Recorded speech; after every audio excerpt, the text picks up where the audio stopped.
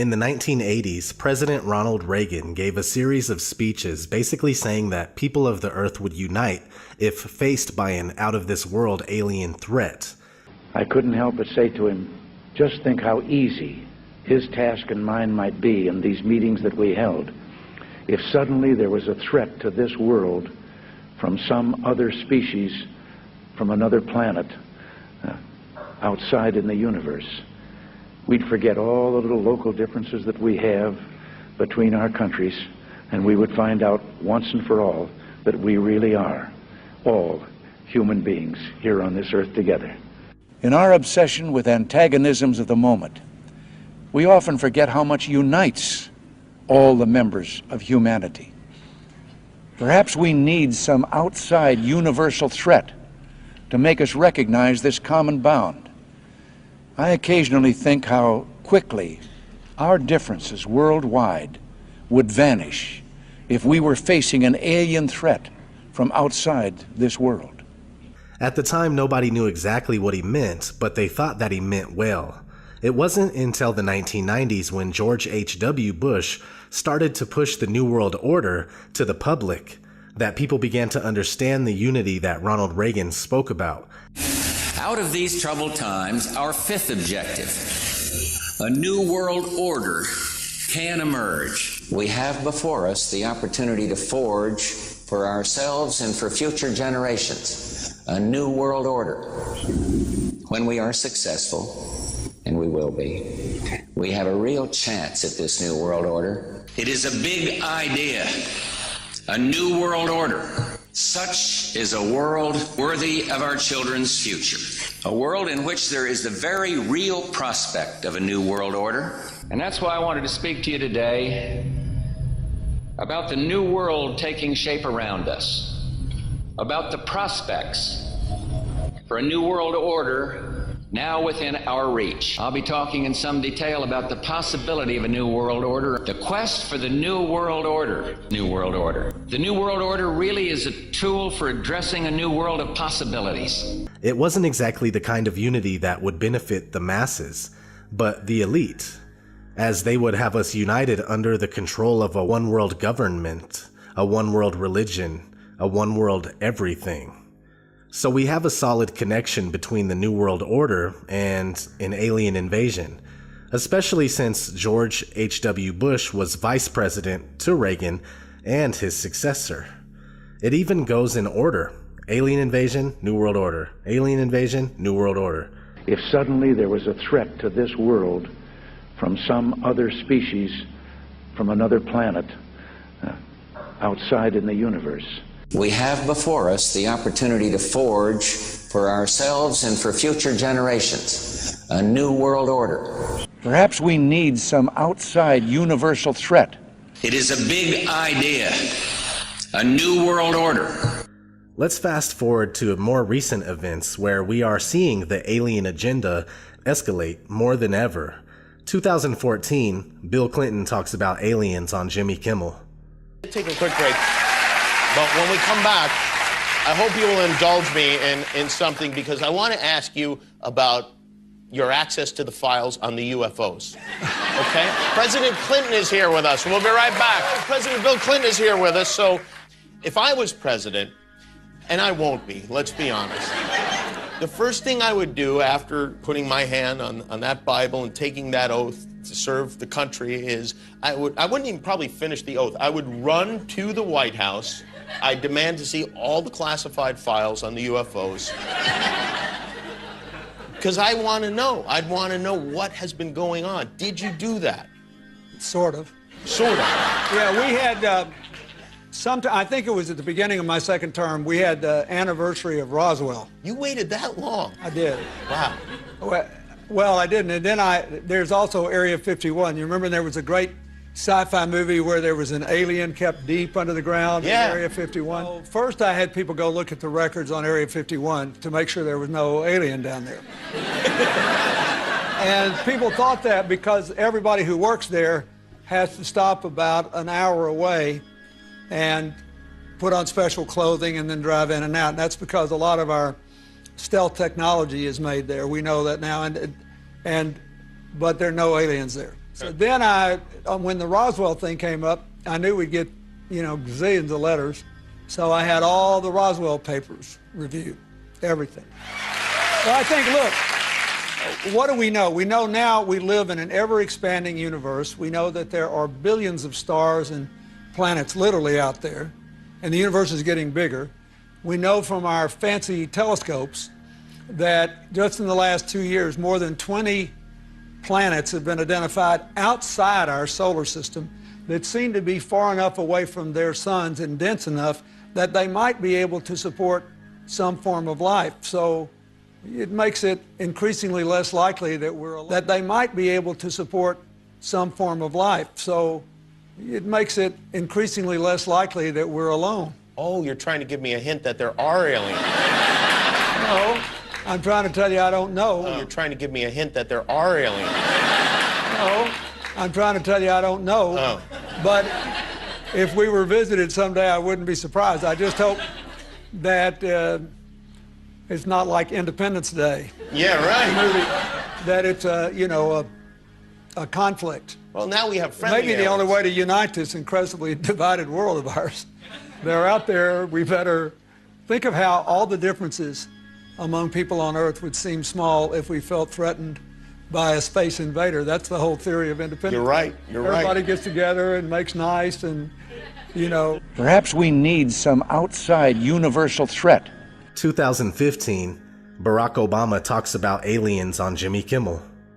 This is something I feel like, if I was the president, and it's unlikely that that is ever going to happen. You never know. If I was the president... It was unlikely that I was going to be president. The moment I was inaugurated, my hand it'd still be hot from touching the Bible, and I would immediately race to wherever they have the files about Area 51 and the UFOs, and I go through everything to find out what happened. Right. Did you do that? That's why you will not be president. Because that's the first thing that you would do. The aliens won't let it happen. You reveal all their secrets. They exercise strict control over us. Now, there are a lot of people that are going to examine your facial expressions here, every twitch, everything, and say, and of course, so did you look? Did you see? Did you explore? I can't reveal anything. Oh, really? Because President Clinton said he did go right in, and he did check, and there was nothing. Well, that's what we're instructed to say. All right. 2016, Hillary Clinton talks about aliens on Jimmy Kimmel. When we had your husband, President Clinton, on this show, he said, I asked him about UFOs and Area 51, and if he looked in, because if I was president, that's the first thing I do. I go right into those files and see what was going on. Right. And he said that he did do that. Yes. And that he didn't find anything. Well, I'm gonna do it again. Yeah, why not? Right? And there's a new name. It's unexplained aerial phenomenon. Unexplained aerial phenomenon, really? Yep, UAP. That's the latest nomenclature. I like the old one. I like UFO. I don't know why. Well, I think we can use them interchangeably, but I would like us to go into those files and hopefully make as much of that public as possible. If there's nothing there, let's tell people there's nothing there. What if there is something there? Well, if there is something there, unless it's a threat to national security, I think we ought to share it with the public. Well, what if everybody's all hopped up on medical marijuana and everybody gets paranoid?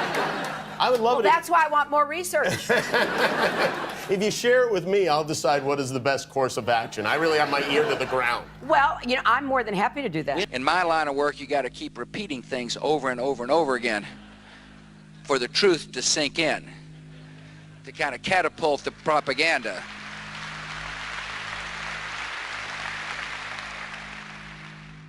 So you see, what used to pass for a tinfoil hat theory is now being pushed by the mainstream and accepted on a wide scale. In fact, the popular theoretical physicist Michio Kaku seems to be a pawn for programming the masses with the belief in aliens. A crisis of leadership. We've been talking about this all week. But what if there was some sort of outer space crisis? An alien invasion sounds crazy, perhaps, but then who thought we'd ever see the stock market swing 5% a day all week long? So maybe it's not as far-fetched as it sounds. If aliens invaded, who would step up to lead us in that fight, and could we even win? That's just one of the questions the Discovery Channel's new series, Curiosity, looks at. Joining me now is physics professor Michio Kaku, who is a consultant for the series. Professor, welcome. The biggest question before we get any invasion is, do aliens even exist, and how would we know? Well, the Kepler satellite currently orbiting in outer space has identified about 50 planets that seem very much Earth-like. In fact, every week we discover another Jupiter-sized planet in outer space. Now, to be sure, most of them probably have no more than microbial life, just germs. But a few of them may have intelligent life, perhaps even more advanced than what we have on Earth. Now, so how does this actually work? When Discovery decided they were going to do a show on alien invasions, your phone rings because you're on the sort of speed dial for theoretical physicists who can help them do the war game for how this might play out? Well, believe it or not, we physicists have actually studied the question of what happens if we do encounter a hostile advanced civilization in space. Open your mind to the possibility that one day we will make contact with an intelligent civilization in outer space that could be thousands, millions of years ahead of us in technology. The Kepler satellite has identified 2,000 planets orbiting other star systems. So tonight, when you look at the night sky, realize that somebody could be looking back at you. Now, if there is a life form out there, they could be literally millions of years ahead of us. The universe is 13.7 billion years old, so a million years is nothing compared to the age of the universe. I mean, we have nothing to offer them. Are we going to get answers in our lifetime about this? Well, next we're going to focus our radio telescope to see whether we can eavesdrop on their I Love Lucy. Maybe they too have, Leave It to Beaver and TV shows like that. So we're going to focus our radio efforts now on this star to see whether there's any regular radio emissions from that planet. Oh, it's so exciting. Michio, thank you so much for joining us. Yeah, my pleasure. The big question of, do you think there's intelligent life elsewhere out there? Do you think there is? And if there is, do you think it's visited us before? Well, the big question is there intelligent life on the Earth? And I think not, by looking at the presidential debates.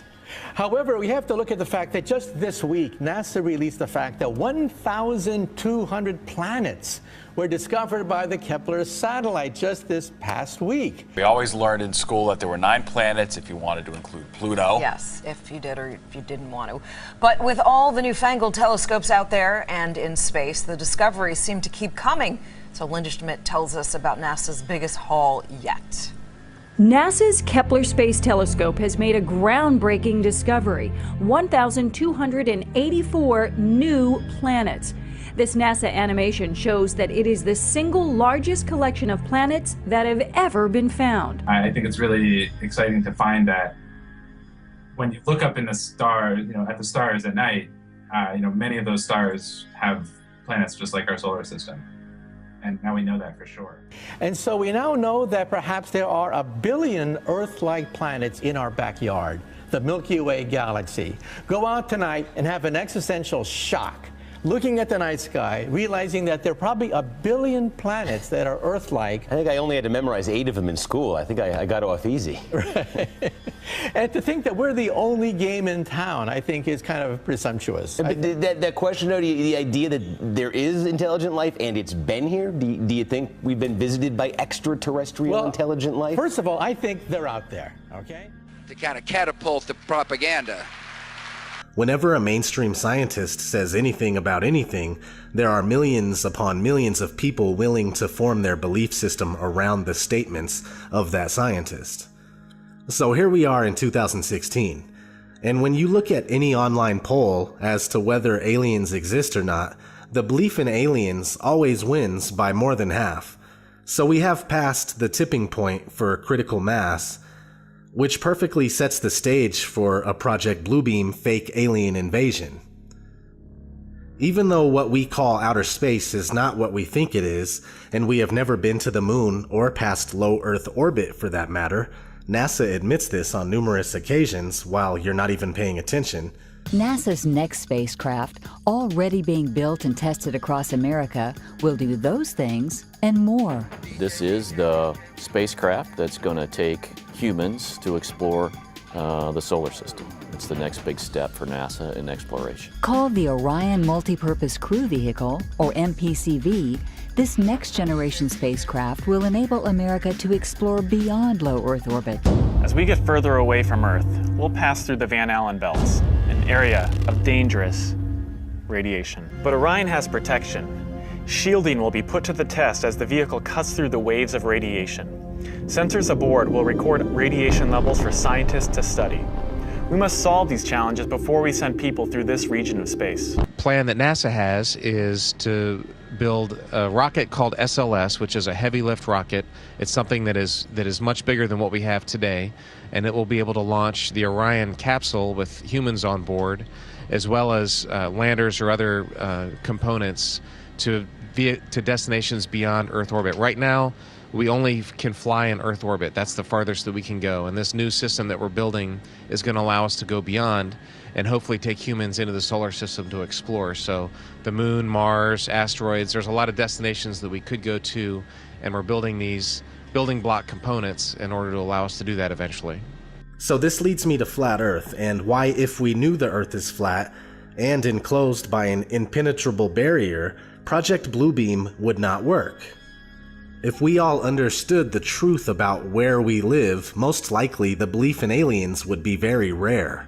But since they lie to us and would have us believe that there are billions of galaxies and billions of other planets, the belief in intelligent extraterrestrial life becomes the norm. Not only that though, outer space and alien programming have been underway for quite some time. From a trip to the moon in 1901 to 10 Cloverfield Lane in 2016. The Tavistock Institute and Hollywood have been hard at work trying to introduce the masses to new ideas and manufacture our opinions. They've done a great job. We went from knowing that aliens don't exist to believing in aliens 100% without a shred of evidence. UFOs, on the other hand, are very real, unidentified flying objects. But all it is suppressed top-secret government and military technology. They will utilize these top-secret crafts to trick us into believing in an alien threat. They will also use holographic projections and something like the silent subliminal presentation system that can beam voices into our heads, which has already been patented for years now. Look it up. While you're at it, look at hologram technology that's already been used to show Michael Jackson on stage and even Tupac performing as well. One last note, pay attention to the timing of alien programming. For instance, Hillary talking about aliens on talk shows and promising to disclose classified information about extraterrestrials when in office, and the release of Independence Day 2. The timing of these things says a lot in itself. This has been ODD TV. Thanks for watching.